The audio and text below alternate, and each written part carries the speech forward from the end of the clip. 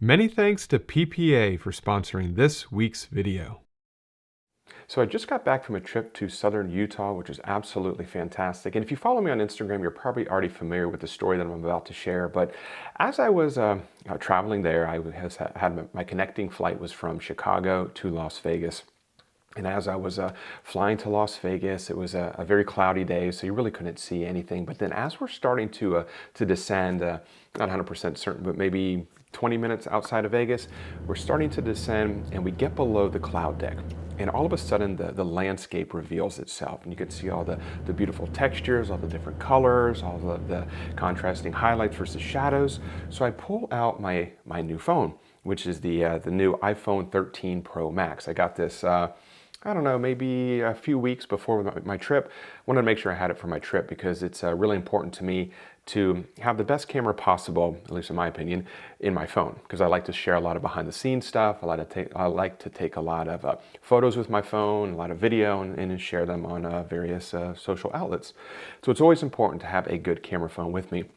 So as we're descending, the clouds start to break apart, or we fly below the clouds, and the landscape reveals itself. So I quickly grab my phone and take a couple images.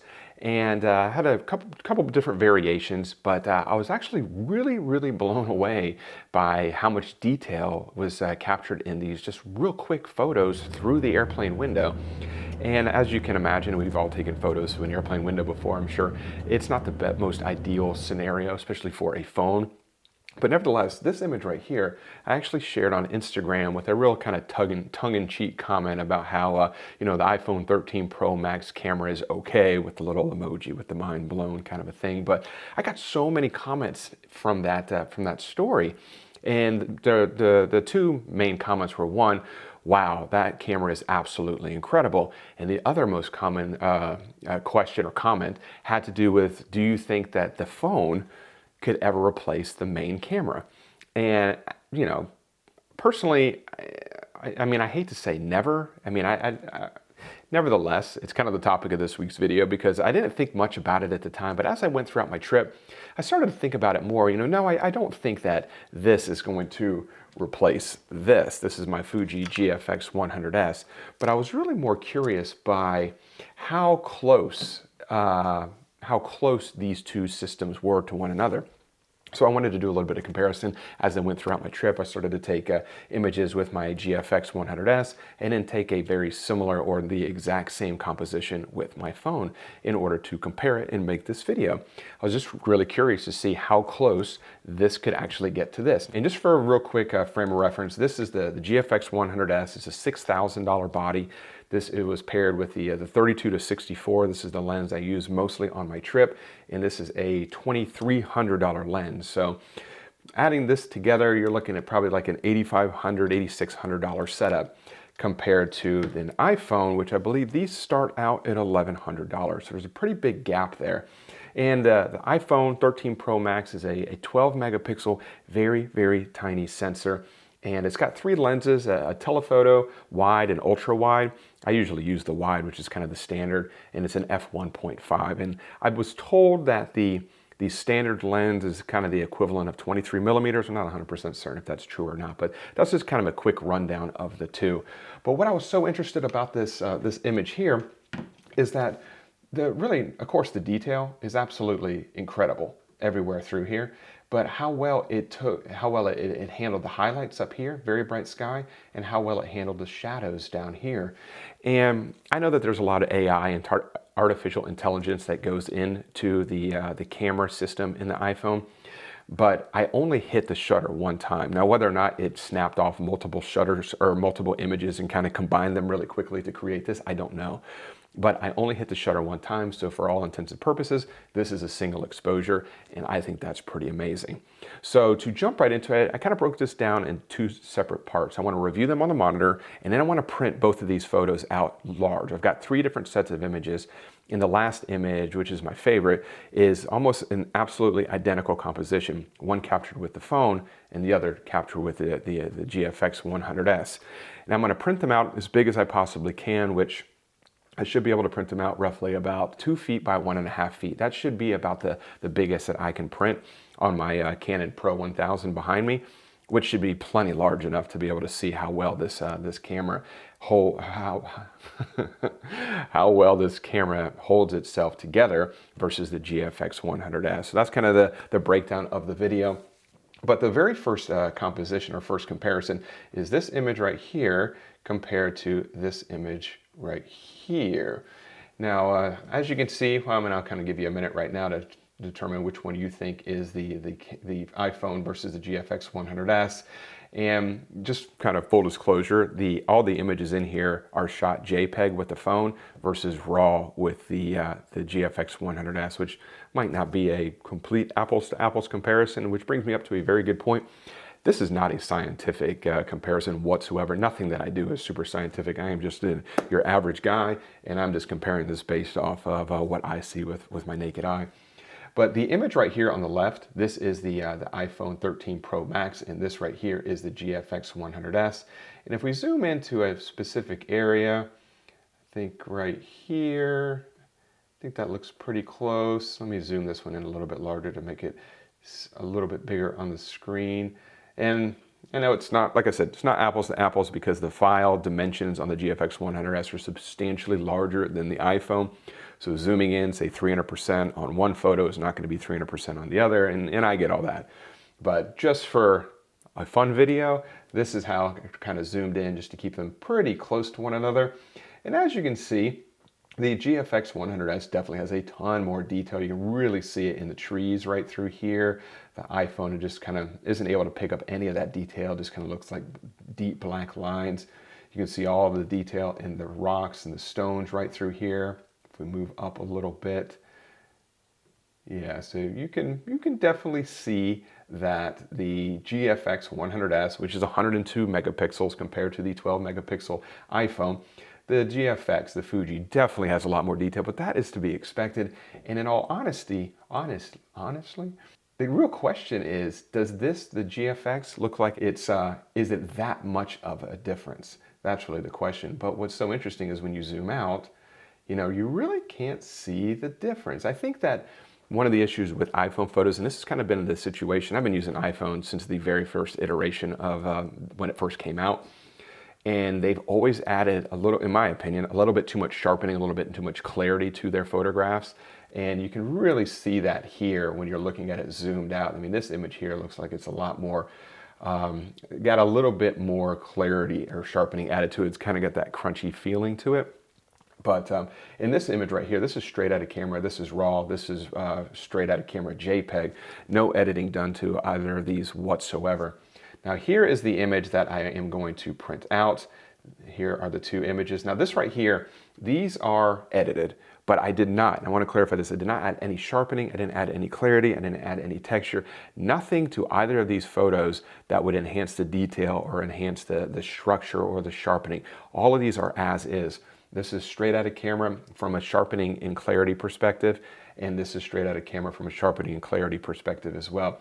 Just very, very slightly edited just to kind of balance out the exposure a little bit. And I don't know if I mentioned it or not, but this right here is the iPhone, and this right here is the Fuji. Now, if we zoom into this area right here, where there is a ton of detail right through there, you can really see where the resolution on the GFX100s, it makes a big difference right here. You can see this is tons.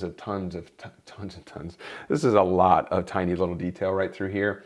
And in comparison to right through here, it all really falls apart.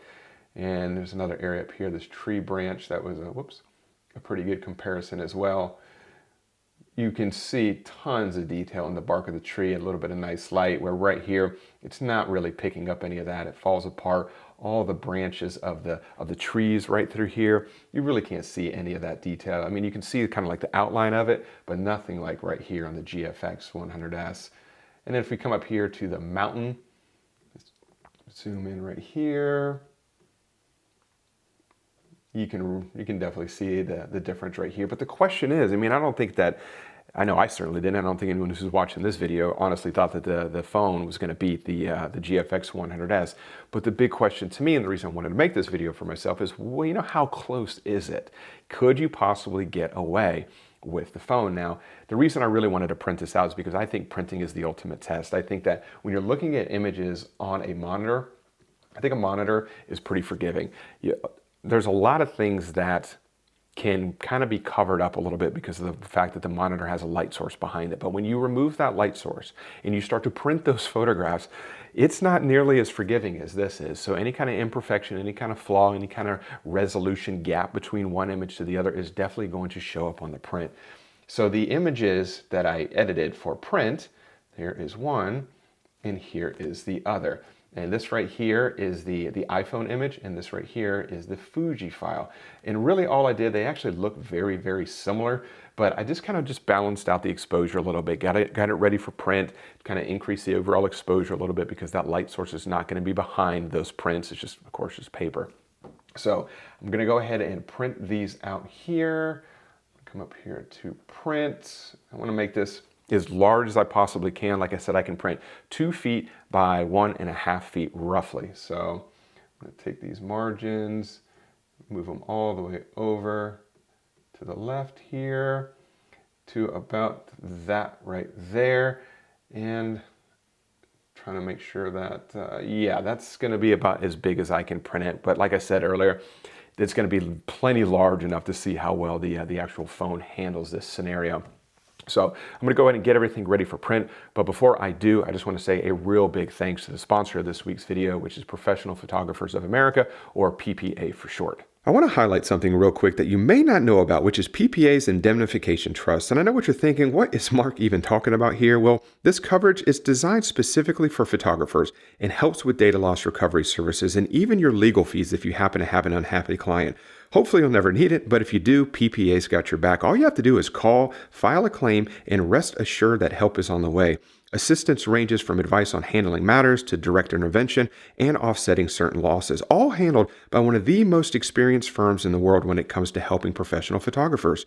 So joining PPA with their community of over 33,000 photographers can be a real lifesaver when it comes to their indemnification trust. So be sure to check out the link in the description below for additional information and $25 off your PPA membership today. So I got both of the prints. This one right here, this is the print with the GFX100s, which as expected, it came out pretty good. I could definitely, with a little bit of additional print testing, probably dial this in a little bit more, but for the initial test, I think it did come out pretty good. I'm going to switch the camera over here to a larger table so we can kind of compare both of these. So these are both of the images here. I'll give you just a minute. Let me kind of zoom out just a little bit here. Maybe I'll overlay a little bit of additional B-roll just so you could take a look at both of these just to determine which one you think is which. As you zoom in, this is kind of where you can really start to see the difference. If you kind of look at the rock here, or these areas that we compared earlier, you can start to see a little bit of a difference between the pebbles in one image versus the pebble area in the other, or maybe that tree location right here where those branches were versus over here as well. And if this doesn't come through well enough, I'll definitely overlay some additional B-roll to make it a little bit easier to see. And of course, if we come up here to the top of the mountain area, you can see the differences between the two. Now, I haven't mentioned which one is which, but I have to believe that more than likely you probably have already been able to tell. But this image right here, let me get that clear away. This one right here, this is the image from the iPhone 13 Pro Max. Yeah, iPhone 13 Pro. It's always a handful of these names. And then this right here is the Fuji GFX100s, which this is definitely a better print. But I was very surprised as to how well the iPhone printed as well. And like I said, when you look at these normally, like normal people would look at them, when you're not like zooming in crazy, you know, when you're not looking at it like this. You know, normal people do not look at it prints like this, staring at them like this. You know, you normally kind of hold it back, or you look at it on a wall, you stand, you know, maybe 5, maybe 10 feet away from the print. And when you, obviously I can't show this on the video, but I kind of leaned these up against a wall just a minute ago in between clips, just to see how well they look compared to one another, and stood, I don't know, maybe like 7 feet away. You really can't tell that big of a difference, but it was definitely an interesting comparison. I'm trying to think whether or not I'm kind of surprised. I guess I am a little bit surprised. I'm not surprised how big of a difference they looked on the screen, but I am a little bit surprised as to how well the iPhone shot printed. Now, if I printed this and I didn't have the other photo of the, of the GFX100s, if I didn't have this to compare it to sitting right next to one another, I think I'd probably be even more impressed than I already am with the quality of how well a large print with the phone came out. But nevertheless, it was a very interesting comparison to go through to compare both of these types of, or I should say types, comparing both of these completely different camera systems. Of course, the iPhone, which is somewhere here, iPhone 13 Pro versus the Fuji GFX100s, two completely different systems, $8,500 versus $1,000. One's a tiny sensor on a phone, one's a medium format monster of a camera. But nevertheless, it was definitely interesting to kind of go through. And like I said, when I go to kind of piece this video together, if I see that you weren't able to get a close enough examination when I was showing the prints, I'll definitely overlay some B-roll to give you the opportunity to kind of like really dig in to see the difference between the two. But nevertheless, super fun video to kind of go through. One of the things that I think that, you know, I was talking about the additional sharpening or clarity that iPhones always add to their photos. You can really see it right here in these branches. It almost looks like these branches are all covered in snow, but to me, that just looks like additional clarity, you know, because when you add too much clarity, it adds a lot of luminance to that area. Because if you look at it on the GFX100s, you don't see any of that additional luminance. You don't have that kind of snowy look anywhere through here. You can actually see all the detail in each individual branch. So nevertheless, how many times have I said nevertheless in the last minute? But I'm curious though, whether or not you were surprised by how well the phone did. Maybe you think that the GFX100s completely blew the iPhone away, which in all honesty, it really did. But when you think about the difference, you know, I think the phone handled itself pretty well. I'm just curious what your thoughts are. If you just leave those in the description below, I am interested to hear what you all think about the two. So really do hope you enjoyed this week's video. Something fun, something a little bit different. And it was definitely an interesting exercise to go through. And I'll probably end up going through it again at some point, just out of additional curiosity. So be sure to check out the link in the description below for all of the additional information regarding Professional Photographers of America. And as always, I really do appreciate you watching this week's video. Any questions, please leave them in the comment section below as well. I'll do my best to get back in touch with you. And if you enjoyed this week's video, if you found it entertaining or interesting, if you could give it a thumbs up and subscribe to the channel if you're not subscribed already, and share the video with your friends if you enjoyed it that much. I'd greatly appreciate it. And I will see you all next Wednesday. Bye.